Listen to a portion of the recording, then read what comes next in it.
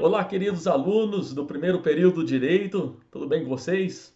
Meus amigos, estamos aqui hoje para falarmos a respeito da teoria dos círculos do direito. Mas para nós falarmos a respeito dessas teorias dos círculos, é necessário primeiro nós abordarmos direito, moral, ética, e entendermos um pouquinho a respeito destes conceitos para entender o que são esses círculos do direito. Primeiro, nós precisamos refletir. Quem nunca passou por um momento de pensamento, de reflexão? Será que estou certo? Será que isto é errado? Será que, no final das contas, isso é bom ou é ruim? Será que eu devo ou eu não devo fazer? E isto se relaciona muito com moral, com ética e com direito, até porque esses três conceitos eles guardam uma relação com o comportamento humano no meio da sociedade. Mas vamos lá, vamos distinguir. Primeiramente, a moral ela é um conjunto de regramento que regulará o comportamento humano diante da sociedade. E isso leva em relação àquilo que foi adquirido pela educação, pelos costumes, pela tradição, pelo cotidiano. E isso sempre existiu na sociedade. Essa consciência moral, ela leva o homem a distinguir exatamente o que é bem e o que é mal no contexto daquilo que ele vive, onde ele está inserido. E surgiu exatamente quando o homem passou a viver em sociedade. Isso, a gente verifica que exatamente o que se contrapõe a isto é o que nós consideramos como imoral. Por exemplo, falta de pudor, pecado, indecência. Isso guarda relação com a imoralidade. Ao mesmo ponto em que amoral é diferente de moral. E moral é algo contrário à moral. Agora, amoral é aquilo que não tem nem moral e nem ética. O amoral não leva em consideração nenhum preceito moral. Por exemplo, como viviam os índios antes do descobrimento do Brasil? Não se levava em consideração se eles estavam nus, se aquilo, essa questão de nus, olhando o corpo, tendo desejo, não, aquilo é indecente, tá vendo a palavra indecente? Isso guarda relação com aquilo que nós herdamos, aquilo que nós aprendemos dentro de casa, aquilo que a gente aprende, o modo de se comportar. Exemplo, as meninas, pela tradição, têm mais pudor, mais cuidado até de se tocar, como enxerga o próprio corpo, do que os homens. E isso está dentro da relação daquilo que é moral ou imoral. Os índios, por exemplo, já estavam no campo da amoralidade. Por exemplo, já é algo dentro do campo da amoralidade, por mais que nós entendamos que não, nós brasileiros, mas uma chinesa lá na China, um país super populoso em que o aborto, inclusive, ele é estimulado. E ali, uma chinesa que mata a menina, uma filha menina, para controle, né? No sentido mata no sentido de abortar, tá? Para controle de natalidade, isso não entra nem no campo da imoralidade ou da moralidade. Isso é algo amoral, por causa que é o controle da natalidade. Ponto final. Agora, a ética já se refere a caráter, ao modo de ser de uma pessoa, quando nós olhamos isso diante de um conjunto de valores, inclusive morais, e princípios que vão nortear a conduta humana. A finalidade da ética é exatamente para a construção de um equilíbrio e de um bom funcionamento social. Não se confunde com leis, mas guarda uma relação com o sentimento de justiça social. A ética, a ética é a forma como o homem deve ser, como ele deve se portar no meio social. A ética ela é construída por uma sociedade com base em valores históricos e culturais. Então veja só, a moral é algo mais subjetivo. A ética já se diz mais a um determinado grupo.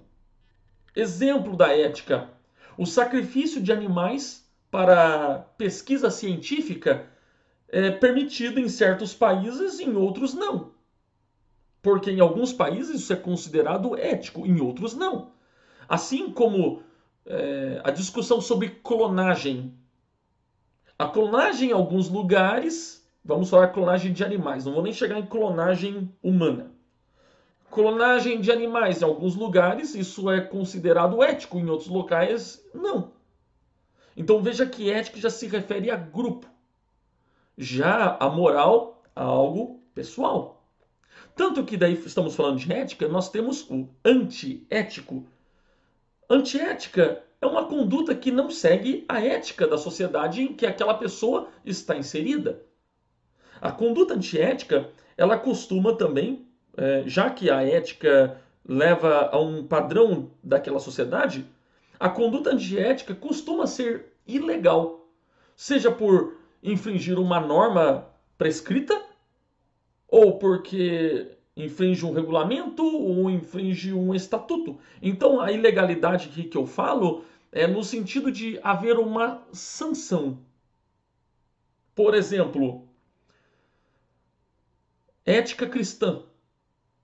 A ética cristã, quando desrespeitada, pode gerar algum tipo de advertência dentro de igrejas, templos, para os seus membros, porque feriram a ética cristã. Mas veja que há uma sanção, uma advertência, uma disciplina, ao passo que em outras áreas, aquela sanção que aconteceu dentro daquela igreja já não vai acontecer. A ética, portanto, é de um grupo. Então veja, amigos, a ética é um princípio. A moral é uma conduta. A ética é permanente. A moral é temporal. A ética é universal, no sentido de grupo. A moral já se refere a próprio. A ética é uma regra. A moral já se fala da conduta da regra. A ética é uma teoria. E a moral já se fala de prática. Então, meus amigos, a ética objetiva a imposição de regras. Regras ideais que servem para o ser humano em qualquer lugar do mundo. Exemplo, liberdade, igualdade, vida, interesses, direitos de seres humanos. A moral? A moral já vai nortear a conduta de determinados grupos ou países que não se aplicam a todos, por exemplo, o burca. Então veja que é algo bem sutil. Bem sutil. Moral é algo subjetivo. E eu posso encontrar pessoas, grupos que se adequem a mim. Por exemplo, o burca. Eu posso entender isso. Mulheres têm que ficar quieta.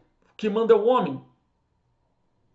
Isso é uma questão mais moral. Ao passo que a ética já procura ser algo mais de caráter universal e às vezes não é universal, mas pelo menos alcança um país aí. Assim, meus amigos, a ética vai estabelecer regras básicas, princípios básicos, que vão servir para todos. Já a moral é um conjunto de regras de costume de determinados grupos. Exemplo, o PCC. O PCC tem a sua moral. Como é que se trata um estuprador dentro de uma cadeia? Isso tem algo a ver com moral. Isso não tem algo a ver como ética. Entende? Quando nós falamos a ética cristã,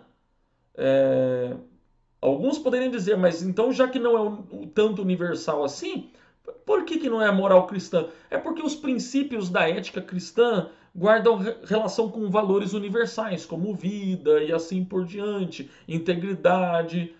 Então, como o cristianismo é algo muito expansivo, ainda tem ética cristã.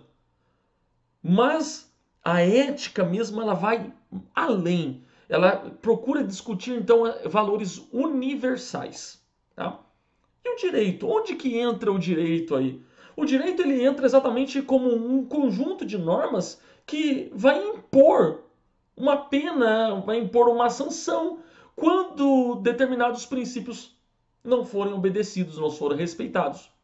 Exemplo, pena de multa, pena de liberdade, restrição de direitos.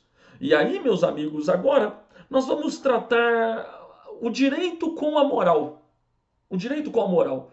Porque a gente vai ver o direito e a moral como regras sociais distintas, mas com pontos convergentes. Exatamente porque o direito e a moral vai definir um conceito de comportamento correto. O que não se enquadrar nesse comportamento vai se considerar como errado. E desde os primórdios da sociedade, a gente tem regras sociais que devem ser cumpridas de maneira espontânea. Por exemplo, ser bom, ser honesto. Se você chegar na penitenciária e for conversar com alguém que está condenado e perguntar: você se considera uma boa pessoa? Ele vai se considerar, na maioria das pessoas vão falar assim: sim, eu errei, mas eu não sou uma pessoa ruim. Porque ali ele procura entender o que está dentro da moral. Dentro até da cadeia existe o que é moral e o que não é. Certo? Como eu falei, a questão do estuprador. E isso é o campo da moral. O campo da moral é exatamente o mundo dessa conduta espontânea, do cumprimento de regras, até mesmo inconsciente. Ao passo que o campo da conduta imposta é o campo do direito. Regras sociais que o homem só vai cumprir se estiver obrigatoriamente impostos numa lei positivada. O homem só vai cumprir se ele for obrigado, se for uma forma coercitiva. A regra social, ela só vai ter uma coercibilidade como essência com o objetivo de regular exatamente o comportamento do homem na sociedade de forma jurídica. Exatamente isso. E se o homem ele não cumprir voluntariamente, a ele será imposta uma determinada sanção. Então essa é a distinção do campo moral para o campo do direito. Então aqui, quando nós falamos de direito e moral, moral e ética começam a se confundir. Porque o objetivo aqui, primeiramente distinguimos ética e moral, mas a ideia aqui é comparar exatamente que moral é um campo de conduta espontânea e direito é um campo de conduta imposta. Aí, meus amigos, uma vez que nós entendemos isso, nós conseguimos compreender a teoria dos círculos do direito, que vai guardar relação exatamente com a moral. Isso começou, na verdade, assim, a teoria das condutas, guardando relação com o direito, isso já vem sendo elaborado há muitos anos. Décadas, décadas e décadas. Mas o professor Miguel Reale, que escreveu a teoria tridimensional do direito, ele desenvolveu uma análise em círculos. Ele teorizou o direito em círculos, o direito com a moral, com base nessas teorias que já existiam anteriormente, cuja finalidade é estabelecer o controle social. E a primeira teoria que o professor Miguel Reale estabeleceu, né, comparando aí o direito e a moral, é a teoria dos círculos concêntricos. Na verdade, quando você estudar, você vai ver assim, teoria dos círculos concêntricos ou teoria do mínimo ético. Tudo começou há muito tempo com Jeremy Bentham. E Jeremy, ele falou assim, olha, a ordem jurídica está inserida dentro de um campo da moral. A moral vai ser muito maior, muito mais ampla do que o direito. O direito ele estará inserido dentro da moral. Mas esses círculos, exatamente pelo direito estar inserido dentro da moral, eles serão chamados de concêntricos, porque eles têm o mesmo centro. Muito embora o campo da moral seja mais amplo do que o direito, e o direito se subordinar à moral, a moral ela vai servir como base do direito, e lá no centro, o direito ele vai se preocupar apenas com o essencial. Somente o essencial. O direito ele não vai se preocupar com muitas questões. Ele vai estabelecer o mínimo de regramento para a sociedade fora essa questão do mínimo, as demais coisas vão ser resolvidas pela moralidade. Hoje, depois de tantas décadas que se passaram, já fica a crítica a essa teoria dos círculos concêntricos, em que a moral está muito mais ampla e dentro está o círculo do direito.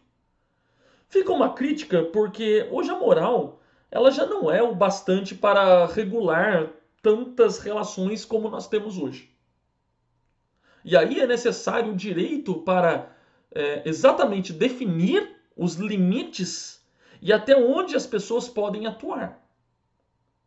Algumas décadas atrás, por exemplo, as pessoas não poderiam andar depois das 10 horas da noite porque era considerado imoral. Isso é um exemplo. As pessoas não podiam ficar paradas numa praça durante o dia porque isso seria uma contravenção penal de vadiagem. As pessoas não podiam pedir dinheiro, ajuda para os outros porque isso era considerado contravenção penal de mendicância. Hoje, por mais que a gente tenha isso escrito na lei, ainda não foi revogado, deixou de ser aplicado. Exatamente porque até onde vai a aplicação do direito dentro daquilo que é moral? Então, a crítica hoje é a moral ela não é o suficiente para regular tantas relações. É necessário o direito.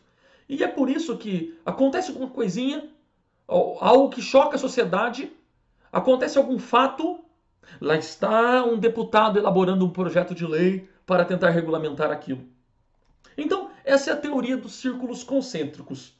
Para Jeremy Bentham, são dois círculos em que o direito está dentro da moral e a moral vai servir de base para o direito e o Estado vai intervir o mínimo, só o mínimo para regulamentar a sociedade. Mas como eu falei para vocês, a teoria é chamada teoria dos círculos concêntricos ou teoria do mínimo ético. Exatamente porque logo após um tempo de Jeremy Bentham, nós temos outro estudante, né, outro professor, doutrinador, que vai permear essa doutrina e vai trazer o mínimo ético, que é George Jellinek. E George, ele vai falar assim, olha, tudo bem que o direito ele vai representar apenas o mínimo da moral obrigatória para que a sociedade possa sobreviver, mas há uma parte do direito que não é comum à moral. E aí nós vamos inverter o círculo.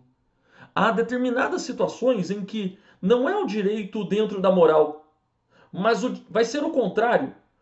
A moral que estará dentro do direito e tem coisas que não guardarão relação.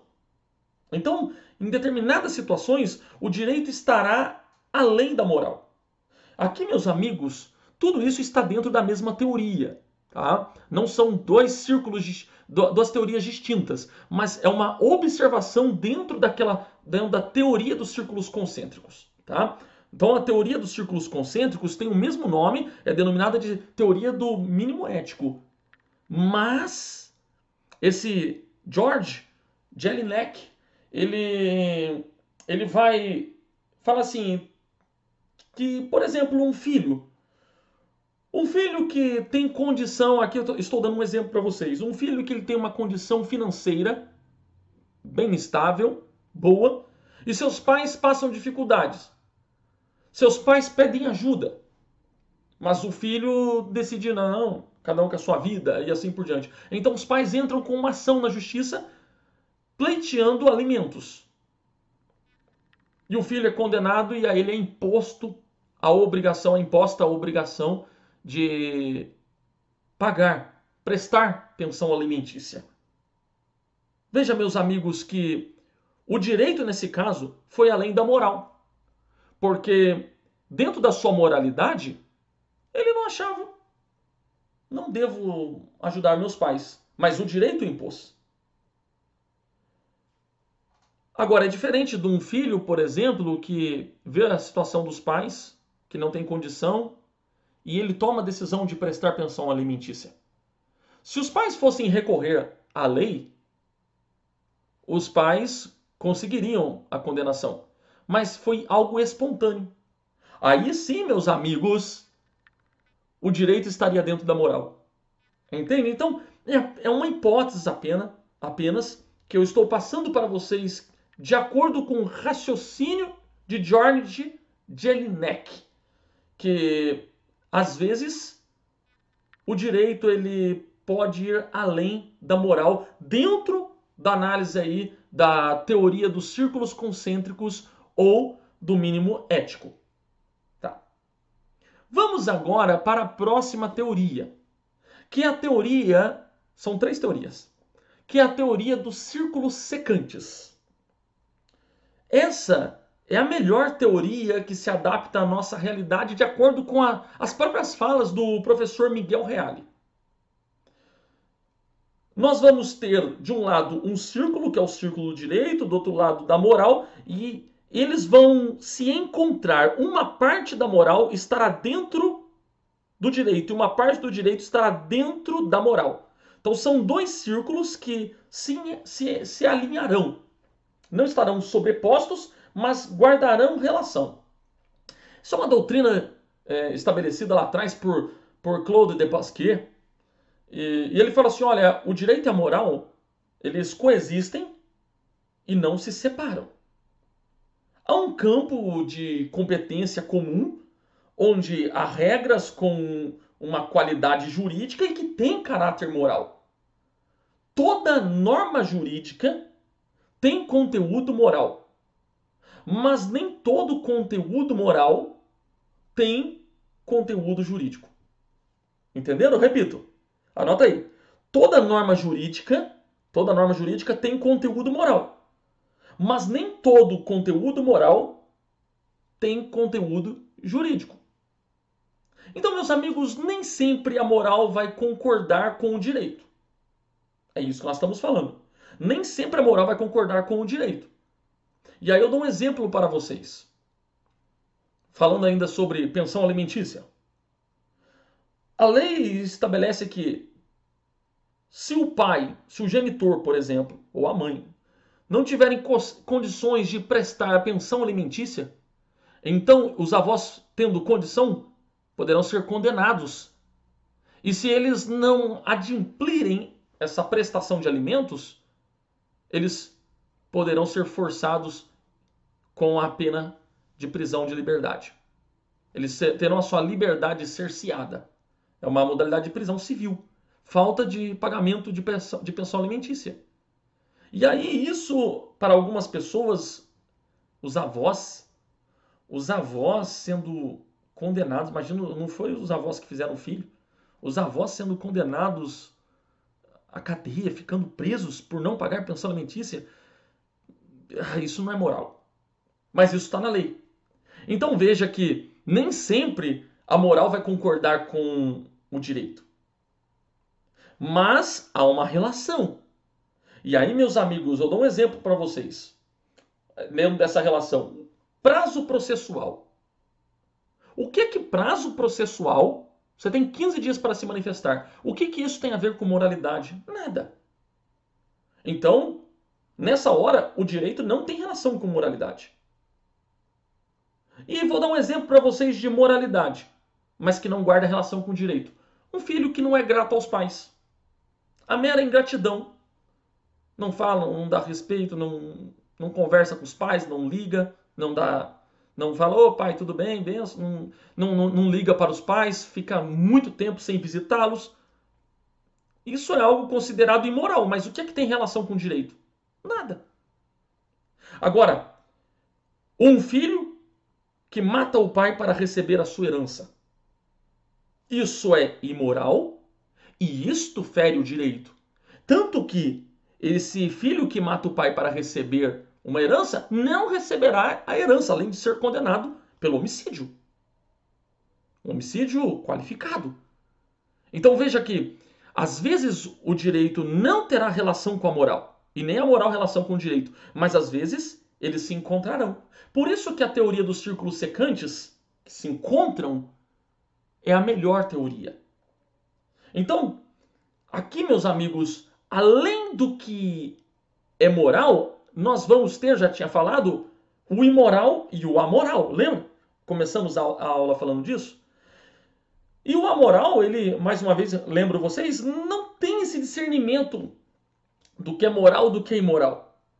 E aí entra, como eu disse para vocês, aquilo que está dentro só do direito. Regras de trânsito, tem nada a ver com moralidade. Prazos processuais, tem nada a ver com moralidade. Então, meus amigos, quando nós tivermos dentro só do direito e fora do moral, não haver relação, é o amoral. A outra teoria é a teoria dos círculos independentes. Quando você estudar uma obra do professor Miguel Reale, você não vai encontrar esses círculos independentes sendo abordados. Ele aborda os círculos secantes, os círculos concêntricos ou mínimo ético. Mas os círculos independentes é uma construção doutrinária do qual continuou-se o entendimento analisando sobre o aspecto de círculos, em que o direito estará de um lado e a moralidade estará de outro e não guardam relação. E aí procure lembrar, qual doutrinador importante nós já estudamos que fala que a moralidade fica por outros aspectos, que fique para a sociologia, fica para outras ciências, mas o direito ele tem que ser analisado como uma ciência pura. Quem é? Hans Kelsen. Hans Kelsen, exatamente estudando o direito como ciência pura, né, laboratória pura do direito, ele, como pai aí, ele fica dessa teoria dos círculos independentes. Porque para Hans Kelsen, o direito, às vezes ele vai regular condutas internas, e às vezes ele vai regular condutas externas, assim como a moral. A moral às vezes fala de condutas externas e às vezes de condutas internas. Para essa teoria de direito de um lado e moral do outro sem qualquer relação, esses círculos eles são independentes de tal forma que nós temos aqui uma visão normativista, em que, falando do direito, a própria validade da norma jurídica é a sua base de existência. Se a lei existe, dura lex sed lex. O direito, para esta teoria dos círculos dependentes, ele deve existir sem depender da moral. Não guarda relação com a moralidade das pessoas. O direito é uma ciência. E ele deve determinar as normas jurídicas. Portanto, é necessário determinar um mecanismo processual para se elaborar as normas. Um mecanismo de aplicação das normas que não tenha relação alguma com moralidade. Para essa teoria, moral é algo particular e não pode interferir no direito. Estas são as teorias dos círculos do direito e da moral.